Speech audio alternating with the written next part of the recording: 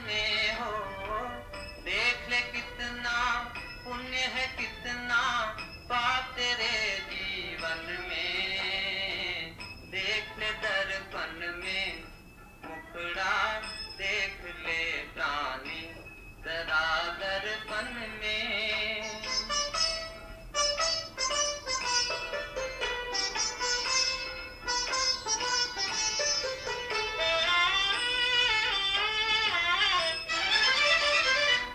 कभी तो पल भर सोच ले प्राणी।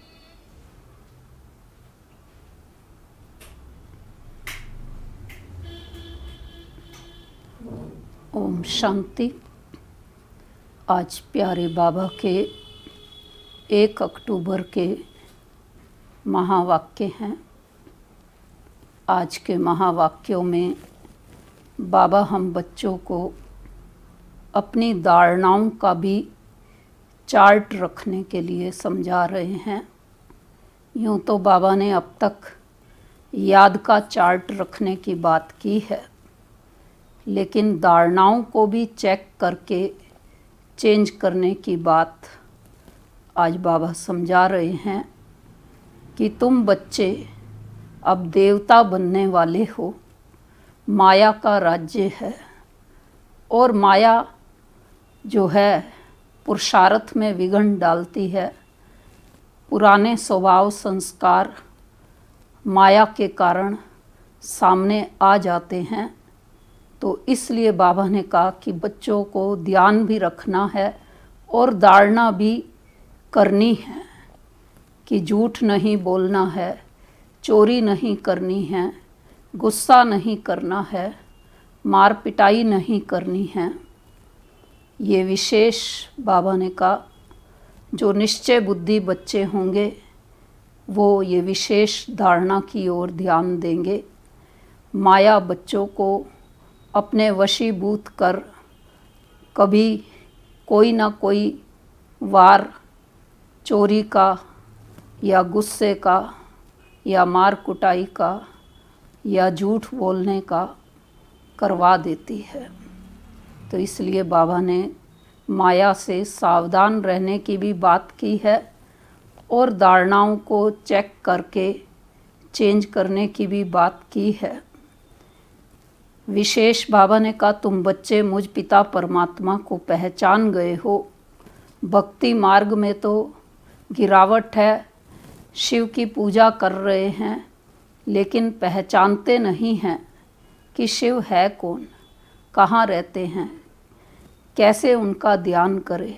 भले पूजा करते रहते हैं लेकिन ध्यान नहीं कर पाते क्योंकि पहचानते नहीं हैं। बाबा ने कहा तुम बच्चे तो सन्मुख बैठ करके शिव से सुन रहे हो। दूसरा बाबा आज सतयुगी दुनिया के प्रथम महाराज कुमार श्री कृष्ण को भी याद कर रहे हैं। जैसे कल की मुरली में बाबा ने स्टैंप की बात पर श्री लक्ष्मी नारायण को याद किया था, इसी तरह से कल बाबा ने विशेष शिव बाबा की स्टैंप बनवाने पर जोर दिया था, साथ साथ लक्ष्मी नारायण की। तो सतयुग में तो लक्ष्मी नारायण की स्टैंप अर्थात मोरों पर मोर होती ही है। आज बाबा श्री कृष्ण को याद कर रहे।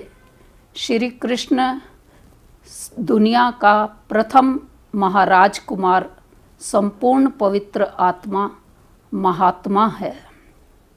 आज के कलयुगी मनुष्यों को चाहे कितना भी, वैसे तो बाबा ने कहा ओहदा देना नहीं चाहिए, लेकिन है भी तो वो कोई पवित्र तो है नहीं। लेकिन श्री कृष्ण सही अर्थों में महात्मा है। फिर भक्ति मार्ग में श्री कृष्ण के मुकुट के अंदर मोर पंख दिखाते हैं। तो यूँ तो कल बाबा ने समझा ही दिया था कि सतयुगी दुनिया में कोई मोर पंख कृष्ण के मुकुट में होता नहीं है। वो तो वैसे ही बहुत सुंदर होता है हर प्रकार से। लेकिन आज की मुरली में मोर के पंख के महत्व को बाबा जो भक्ति मार्ग में श्री कृष्ण के मुकुट में दिखाया गया, तो उसका महत्व समझाते हुए समझा रहे हैं कि मोर मोरनी को पवित्र पक्षी माना गया है, उनको नेशनल बर्ड भी कहा जाता है। तो कारण क्या है? क्योंकि उनकी जो संतान है वो उसका आधार पवित्रता है। मोर काले बादलों को देख करके खुशी में जब नृत्य करता है, उसके आँखों से आंसू गिरते हैं और मोरनी अर्थात डेल उसको जो है पी जाती है और उससे ही उसकी संतान पैदा होती है। तो बाबा ने कहा ठीक इसी प्रकार से सतयुग के अंदर भी योग बल से ही सारा कार्य चलता है। तो क्योंकि कलयुगी दुनिया के अंदर ये मोर एग्जाम्पल है एक, इसलिए मोर के पंख को श्री कृष्ण के मुकुट में भक्ति मार्ग में दिखाया गया है। बाकी सतयुग में तो श्री कृष्ण का सारा श्रृंगार ही इतना सुंदर होता है कि वहाँ मोर पंख की आवश्यकता नहीं होती। तो आज बाबा के महावाक्यों का सार है, मीठे बच्चे तुम्हें देवता बनना है, इसलिए माया के अवगुणों का त्याग करो। गुस्सा करना, मारना, तंग करना, बुरा काम करना, चोरी चकारी करना, यह सब महापाप है। प्रश्न है, इस ज्ञान में कौन से बच्चे तीखे जा सकते हैं? घाटा किन्हें पड़ता है? उत्तर है, जिन्हें अपना पोता मेल रखना आता है वह इस ज्ञान में बहुत तीखे जा सकते हैं। घाटा उनको पड़ता है जो देही अभिमानी नहीं रहते। बाबा कहते व्यापारी लोगों को पोता मेल निकालने की आदत होती है, वह यहाँ भी तीखे जा सकते हैं। गीत है, मुखड़ा देख ले प्राणी जरा दर्पण में, देख ले कितना पुण्य है कितना पाप तेरे जीवन में। ओम शांति। रूहानी पाठदारी बच्चों प्रति बाप समझाते हैं, क्योंकि रूह ही पार्ट बजा रही है बेहद के नाटक में। है तो मनुष्यों का ना, बच्चे इस समय पुरुषार्थ कर रहे हैं, भले वेद शास्त्र पढ़ते हैं, शिव की पूजा करते हैं, परंतु बाप कहते हैं इनसे कोई मेरे को प्राप्त नहीं कर सकते, क्योंकि भक्ति है ही उतरती कला। ज्ञान से सद्गति होती है तो जरूर कोई से उतरते भी होंगे। यह एक खेल है जिसको कोई भी जानते नहीं। शिवलिंग को जब पूजते हैं तो उनको ब्रह्म नहीं कहेंगे, तब कौन है जिसको पूजते हैं? उनको भी ईश्वर समझ पूजा करते हैं। तुम जब पहले पहले भक्ति शुरू करते हो तो भक्ति मार्ग में सबसे पहले पहले जब शिव की पूजा की तो शिवलिंग किसने बनाया और किस चीज़ का बनाया? राजा विक्रमादित्य ने द्वापर युग में बनाया था, आज से 2500 साल पहले, और हीरे का शिवलिंग बनाया था। तो इसलिए बाबा याद करा रहे हैं कि पहले पहले भक्ति जब शुरू करते हो तो शिवलिंग हीरे का बनाते हो। अभी तो गरीब बन गए हैं तो पत्थर का बनाते हैं। हीरे का लिंग उस समय 4-5 हज़ार का होगा, इस समय तो उनका दाम 5-7 लाख होगा। ऐसे हीरे अभी मुश्किल निकलते हैं, पत्थर बुद्धि बन गए हैं तो पूजा भी पत्थर की करते हैं। ज्ञान बिगर, जब ज्ञान है तो तुम पूजा नहीं करते हो। चैतन्य सन्मुख में है, उनको ही तुम याद करते हो। हम सभी अभी बाबा की याद में ही मुरली सुन रहे हैं, हमारे सामने है वो। तो जानते हो याद से विकर्म विनाश होंगे। गीत में भी कहते हैं, हे बच्चों, प्राणी कहा जाता है आत्मा को। प्राण निकल गया फिर जैसे मुर्दा है, आत्मा निकल जाती है। आत्मा है अविनाशी। आत्मा जब शरीर में प्रवेश करती है तब चैतन्य है। बाप कहते हैं, हे आत्माएं, अपने अंदर जांच करो, कहाँ तक दैवी गुणों की धारणा हुई है। कोई विकार तो नहीं है। चोरी चकारी आदि का कोई आसुरी गुण तो नहीं है ना। आसुरी कर्तव्य करने से फिर गिर पड़ेंगे, इतना दर्जा नहीं पा सकेंगे। खराब आदत को मिटाना जरूर है। देवता कभी कोई पर गुस्सा नहीं करते। यहाँ असुरों द्वारा कितनी मारें खाते हैं। क्योंकि तुम दैवी संप्रदाय बनते हो तो माया कितनी दुश्मन बन पड़ती है। माया के अवगुण काम करते हैं। मारना, तंग करना, बुरा काम करना, यह सब पाप है। तुम बच्चों को तो बहुत शुद्ध रहना चाहिए। चोरी चकारी आदि करना तो महान पाप है। बाप से तुम प्रतिज्ञा करते आए हो, बाबा मेरा तो आप एक, दूसरा ना कोई। हम आपको ही याद करेंगे। भक्ति मार्ग में भले गाते हैं, परंतु उनको पता नहीं है कि याद से क्या होता है। वह तो बाप को जानते ही नहीं। एक तरफ कहते हैं नाम रूप से न्यारा है, दूसरी तरफ फिर लिंग की पूजा करते हैं। तुमको अच्छी रीति समझकर फिर समझाना है। बाप कहते हैं, यह भी जज करो कि महान आत्मा किसको कहा जाए। श्री कृष्ण जो छोटा बच्चा स्वर्ग का प्रिंस है, वह महात्मा है या आजकल के कलयुगी मनुष्य। वह विकार से पैदा नहीं होता है ना। श्री कृष्ण तो योग बल की संतति है। तो वह है निर्विकारी दुनिया, यह है विकारी दुनिया। निर्विकारी को बहुत टाइटल दे सकते हैं, विकारी को क्या टाइटल दें। श्रेष्ठाचारी तो एक बाप ही बनाते हैं।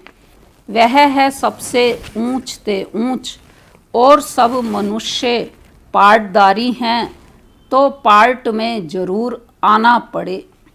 सतयुग है श्रेष्ठ मनुष्यों की दुनिया। जानवर आदि सब श्रेष्ठ हैं। वहाँ माया रावण ही नहीं। वहाँ ऐसे कोई तमोगुणी जानवर होते नहीं। तुमको मालूम है मोर डेल है, वह विकार से बच्चा पैदा नहीं करते। मोर मोरनी विकार से बच्चा पैदा नहीं करते। उनको आंसू गिरता है, उसे डेल अर्थात मोरनी धारण करती है। नेशनल बर्ड कहते हैं। सतयुग में भी विकार का नाम नहीं। मोर का पंख पहला नंबर जो विश्व का प्रिंस है श्री कृष्ण, उनके माथे में लगाते हैं। कोई तो रहस्य होगा ना। तो यह सब बातें बाप रिफाइन कर समझाते हैं। वहाँ बच्चे कैसे पैदा होते हैं वह तो तुम जानते हो। वहाँ विकार होते नहीं हैं। सतयुग में सब योग बल से पैदा होते हैं। बाप कहते हैं तुमको देवता बनाते हैं तो अपनी जांच करो। मेहनत बिगर विश्व का मालिक थोड़े ही बन सकेंगे।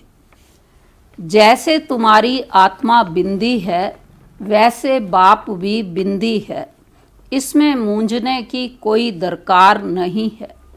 कोई कहते हैं हम देखें, बाप कहते हैं देखने वालों की तो तुमने बहुत पूजा की, फायदा कुछ भी हुआ नहीं। अब यथार्थ रीति मैं तुमको समझाता हूँ। मेरे में सारा पार्ट भरा हुआ है। सुप्रीम सोल हूँ ना, सुप्रीम फादर। कोई भी बच्चा अपने लौकिक बाप को ऐसे नहीं कहेंगे। एक को ही कहा जाता है। सन्यासियों को तो बच्चे हैं नहीं जो बाप कहें।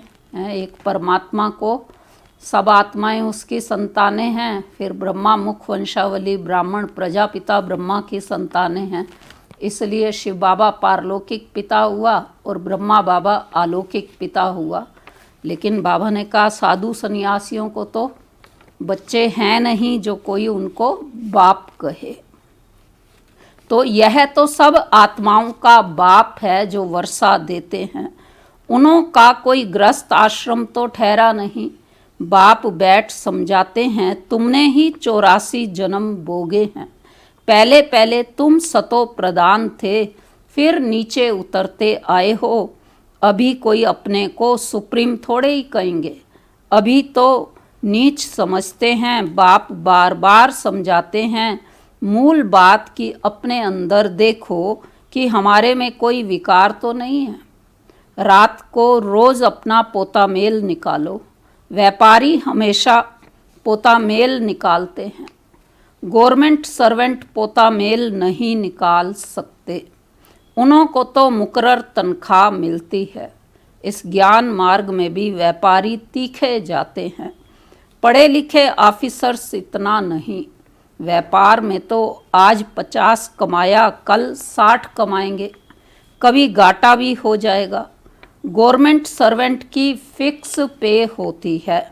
इस कमाई में भी अगर देही अभिमानी नहीं होंगे तो घाटा पड़ जाएगा। माताएं तो व्यापार करती नहीं, उनके लिए फिर और ही सहज है।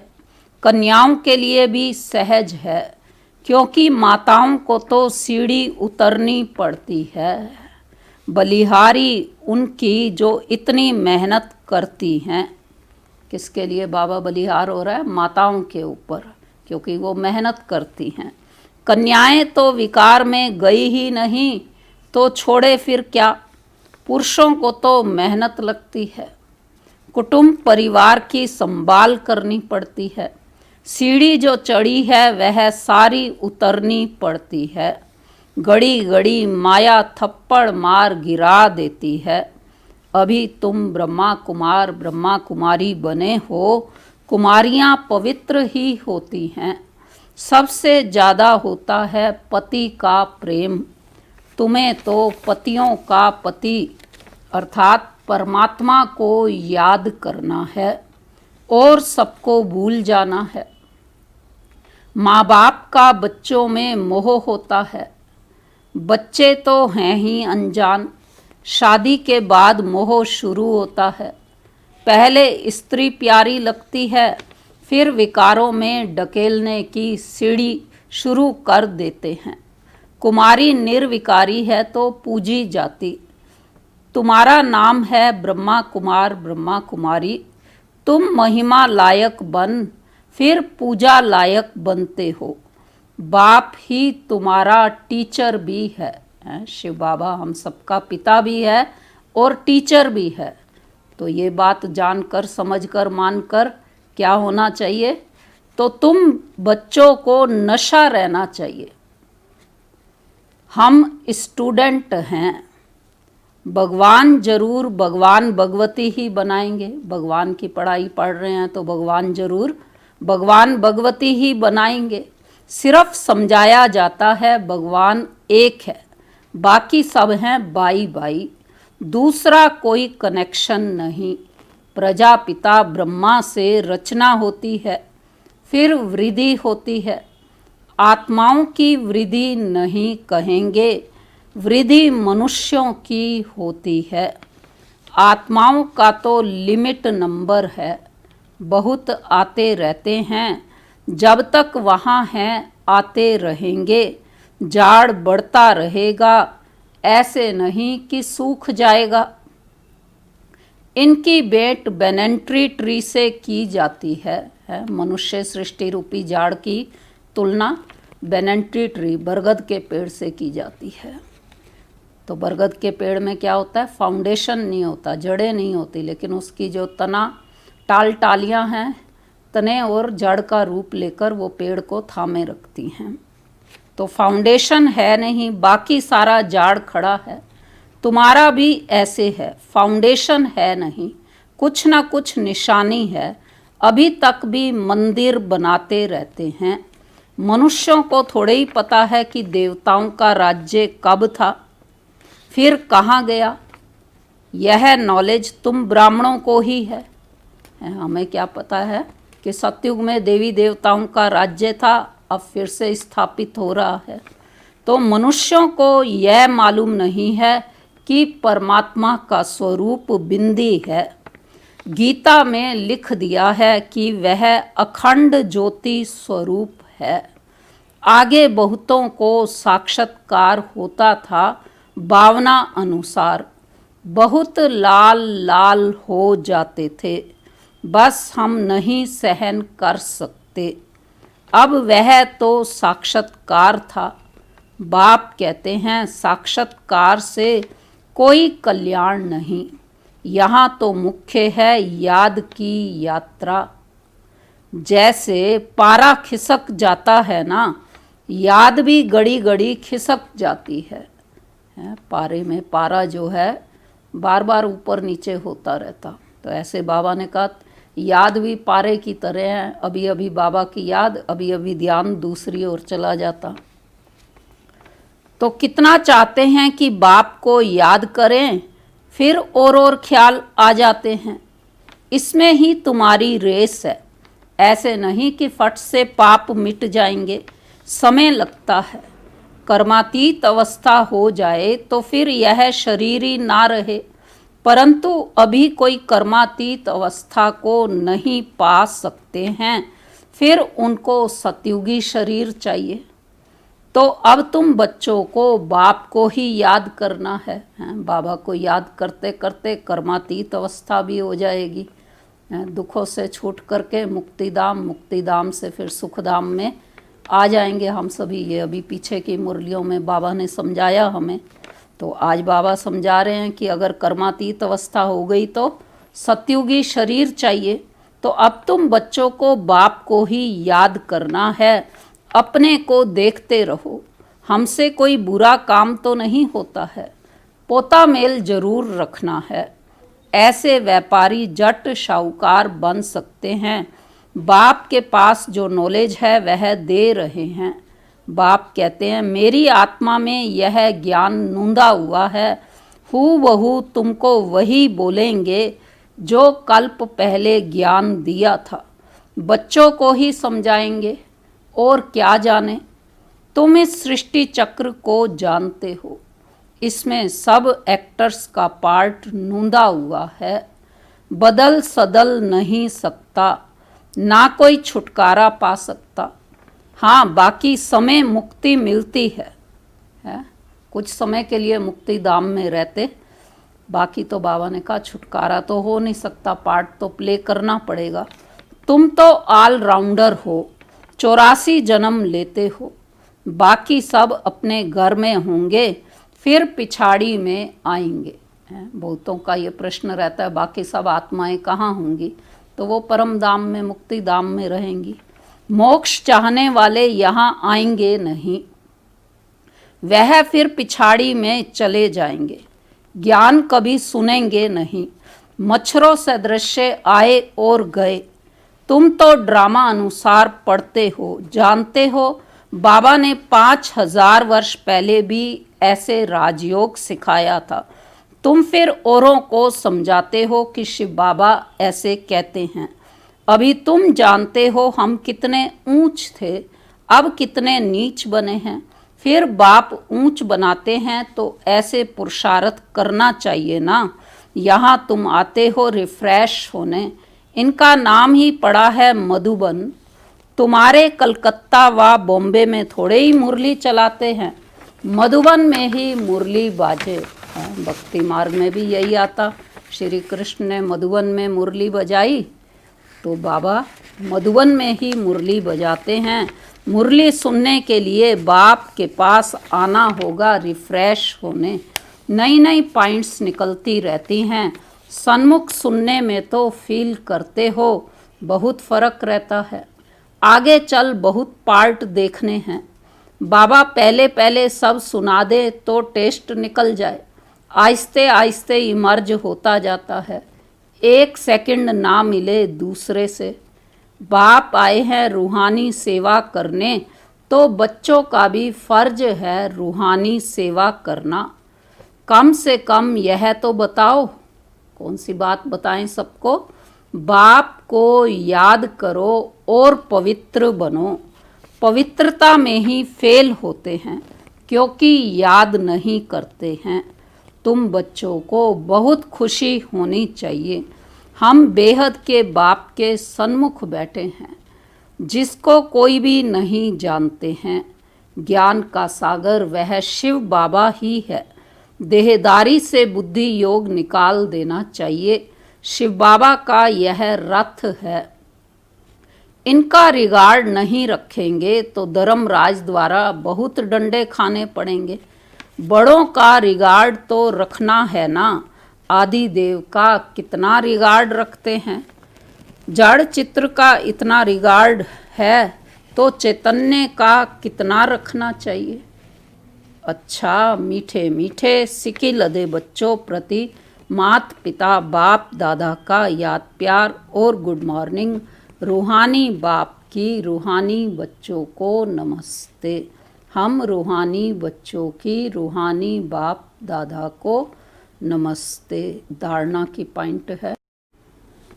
तो धारणा की पॉइंट है, पहली है अंदर में अपनी जांच कर दैवी गुण धारण करने हैं। खराब आदतों को निकालना है, प्रतिज्ञा करनी है। बाबा हम कभी भी बुरा काम नहीं करेंगे। दूसरा, कर्मातीत अवस्था को प्राप्त करने के लिए याद की रेस करनी है। रूहानी सेवा में तत्पर रहना है। बड़ों का रिगार्ड रखना है। आज की मुरली का वरदान है, सर्व खजानों को स्व के प्रति और औरों के प्रति यूज करने वाले अखंड महादानी भव। स्लोगन है, सुने हुए को मनन करो, मनन करने से ही शक्तिशाली बनेंगे।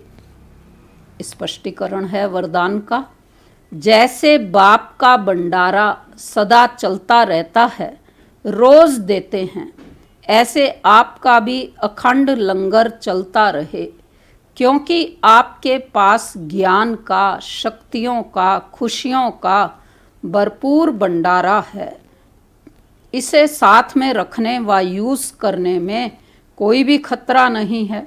यह भंडारा खुला होगा तो चोर नहीं आएगा, बंद रखेंगे तो चोर आ जाएंगे।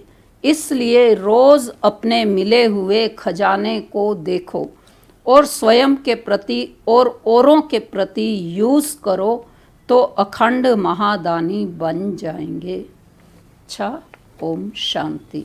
आज सतगुरुवार का दिन है, तो हम सभी मिलकर के प्यारे बाबा को आज भोग भी लगाएंगे और अभी हम चलते हैं, प्यारे बाबा को याद करते हैं।